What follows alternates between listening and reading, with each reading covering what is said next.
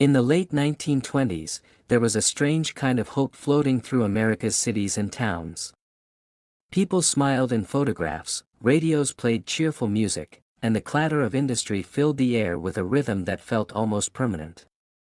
They called it the Roaring Twenties, and it felt as though the good times might last forever. But beneath the music and lights, something fragile was forming. The kind of fragile you can't hear until it breaks. And when it finally did, everything became quieter. Slower. Heavier. It began with numbers. Distant, invisible, ticking numbers on stock market tickers in New York. Ordinary people didn't see it at first. But traders started shouting, selling. And then panicking. The market crashed in October of 1929. The numbers fell and didn't stop falling. Millionaires lost everything in a day. Newspapers printed stories of men standing silently outside buildings they had once owned, staring up at the windows as if hoping to undo what had happened, but the real pain wasn't just in New York. It was in places like Kansas, Ohio, and Alabama, where people didn't own stocks and didn't understand why their world was suddenly falling apart. Banks began to close. Stores went dark. Jobs vanished like smoke. A man could leave for work one morning and come home with nothing more than the same worry he'd left with. Families sold what they could. Children wore shoes too small or none at all. In cities, soup kitchens appeared, serving long lines of silent men in hats.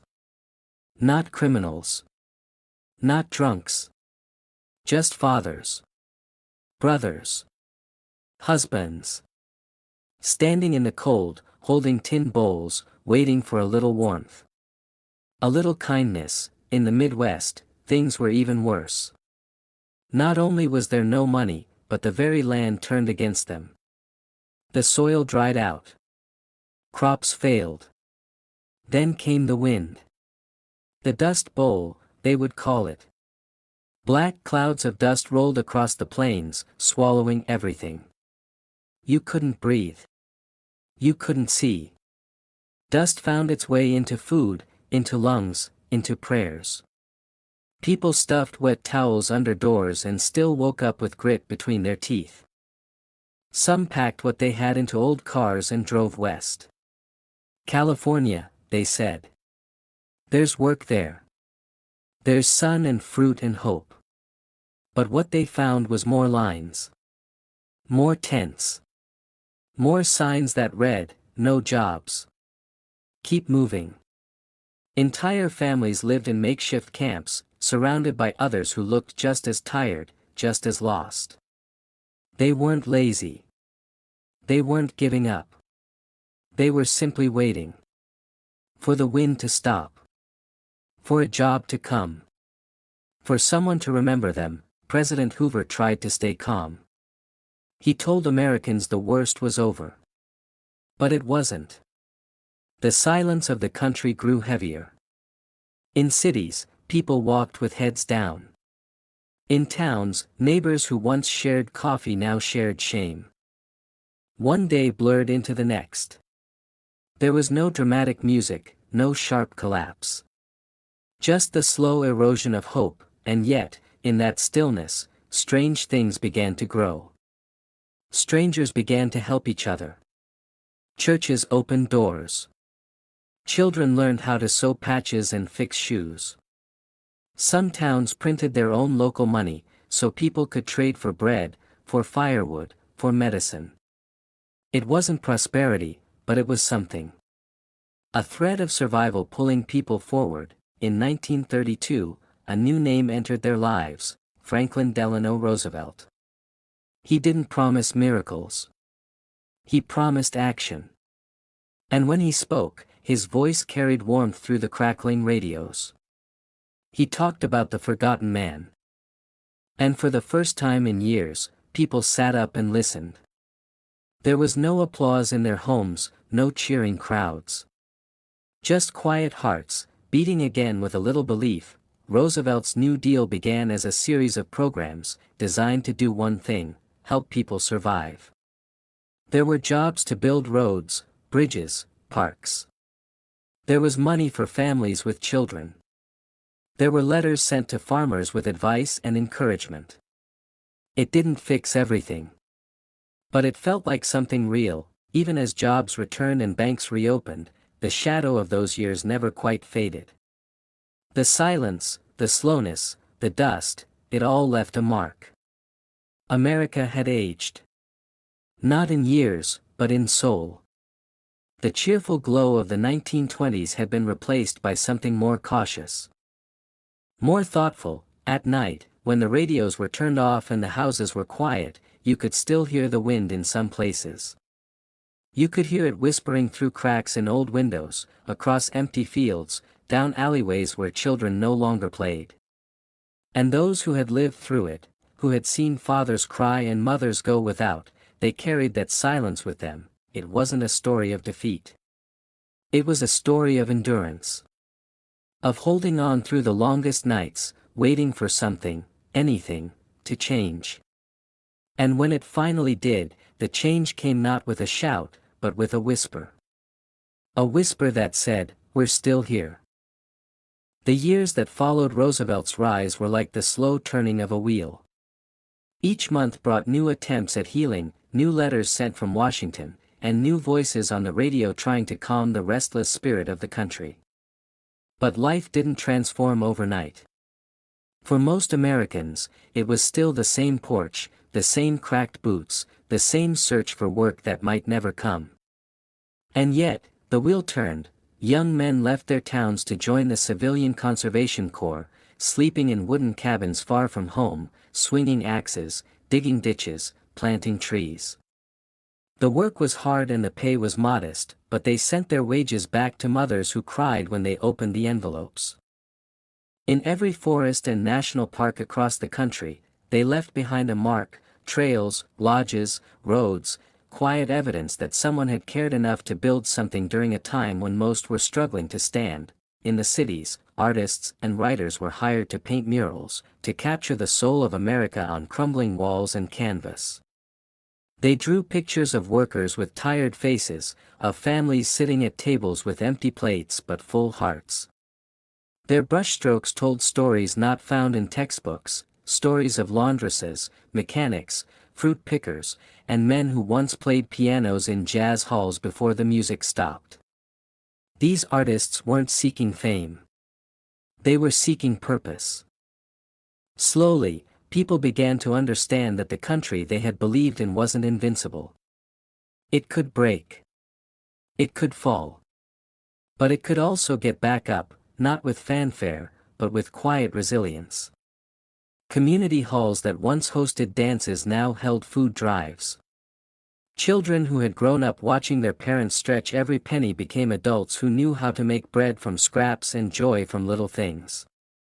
The Depression had shaped their bones. In rural towns, people returned to the old ways. Quilting circles formed again. Neighbors bartered eggs for cloth, milk for soap. Even the weather seemed more patient. But there was still the dust. Always the dust. In Oklahoma, families who had stayed behind kept wiping windows, sweeping floors, fighting a battle they would never quite win. Still, they kept planting seeds. Kept hoping for rain. Roosevelt's programs did help, they lifted spirits and gave some relief, but for many, life was still one long winter. Prices stayed low, jobs remained scarce, and children kept growing up faster than their parents wanted. Yet even in that slowness, something meaningful emerged, the understanding that suffering could unite people instead of divide them. That survival, when shared, became softer. In 1935, new programs were added. Social Security was born, a promise that when people grew old or too sick to work, they would not be forgotten. For the elderly, it meant sleeping a little easier. For the young, it meant growing up with a belief that maybe the country could learn to care for its own. That belief became a thread woven through the years. Radio became a window to the world. Fireside chats from Roosevelt were listened to in total silence. The soft crackle of the broadcast, the calm steadiness in his voice, it felt like being spoken to not as a crowd, but as a family. He never promised miracles. But he offered words. In a time when words had weight, that mattered, as the 1930s wore on, storms passed, both literal and personal. Children who had grown up standing in bread lines now swept floors in diners, or folded sheets in hotels. Some made enough to send home a few dollars. Some didn't. But everyone moved forward, slowly, carefully, like stepping across a frozen lake. They had learned that life could crack beneath them, and then, just when the country began to breathe again, the world changed once more. In Europe, dark clouds gathered. Whispers of war grew louder. And though America tried to stay distant, history has its way of circling back.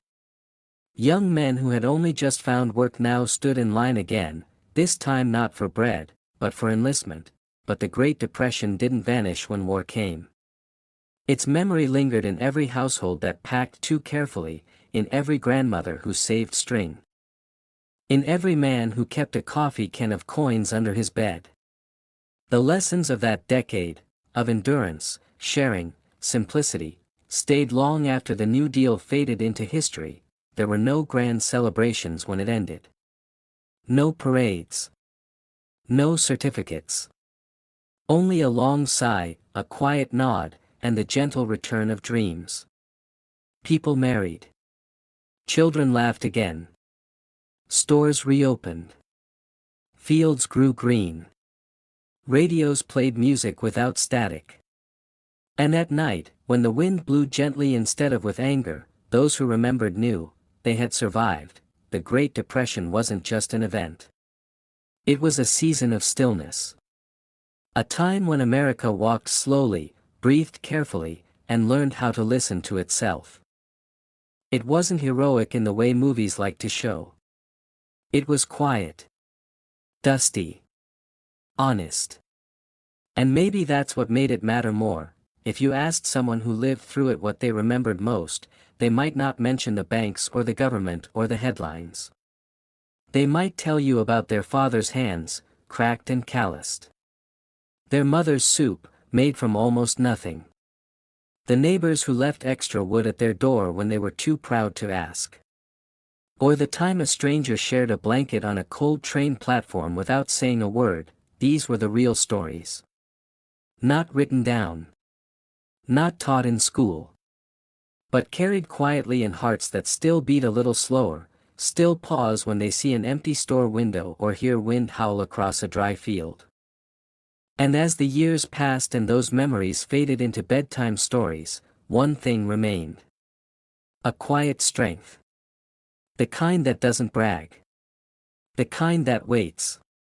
The kind that whispers, in the stillness, we made it.